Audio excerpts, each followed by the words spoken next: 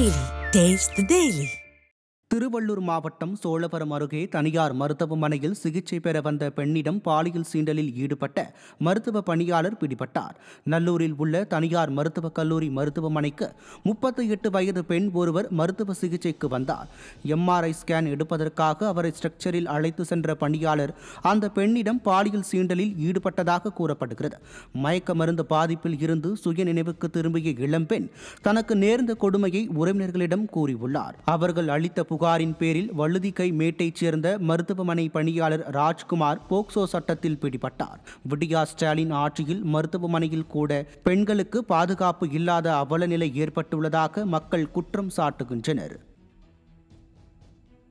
ஈரோட்டில் 17 வயது சிறுமியை திருமணம் செய்து கர்ப்பமாக்கிய இளைஞர் போக்சோவில் சிக்கினார். சங்குநகர் முதல் வீதியைச் சேர்ந்த சைமு என்பவர் 17 வயது சிறுமியை அவரது பெற்றோர் சம்மதத்தோடு திருமணம் செய்த நிலையில் அச்சிறுமி தற்போது 3 மாத கர்ப்பமாக உள்ளார். இதையடுத்து மருத்துவ பரிசோதனைக்காக சிறுமி மருத்துவமனைக்கு சென்றபோது சிறுமியின் வயதை அறிந்த மருத்துவமனை நிர்வாகத்தினர் அதிகாரிகளுக்கு அளித்த தகவலின் பேரில் சைமு மற்றும் அவரது குடும்பத்தினர் உட்பட 5 பேர் மீது குழந்தை திருமண தடை சட்டம், போக்சோ ஆகிய பிரிவுகளின் கீழ் வழக்கு பதிவு செய்யப்பட்டது.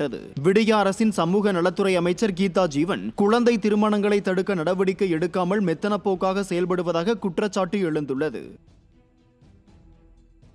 ராமநாதபுரத்தில் 2 சிறுமிகளுக்கு பாலியல் தொல்லை அளித்த நபர் போக்சோவில் சிக்கினார். பரஞ்சோதிவாசல் கிராமத்தை சேர்ந்த அமல்ராஜ் என்பவர் திருவாடானை RS மங்கலம் பகுதியில் உள்ள சர்ச் அருகே விளையாடிக் கொண்டிருந்த 2 சிறுமிகளுக்கு பாலியல் தொல்லை அளித்துள்ளார். இதையடுத்து சிறுமிகளுக்கு பாலியல் தொல்லை அளித்த அமல்ராஜ் போக்சோ சட்டத்தின் கீழ் பிடிபட்டார். விடியா திமுக அரசின் ஏவல் துறை கும்பகர்ண தூக்கத்தில் இருப்பதால் நாளுக்கு நாள் சிறுமிகளுக்கு எதிரான பாலியல் அத்துமீறல் சம்பவங்கள் அதிகரித்து வருவதாக பொதுமக்கள் குற்றம் சாட்டுகின்றனர்.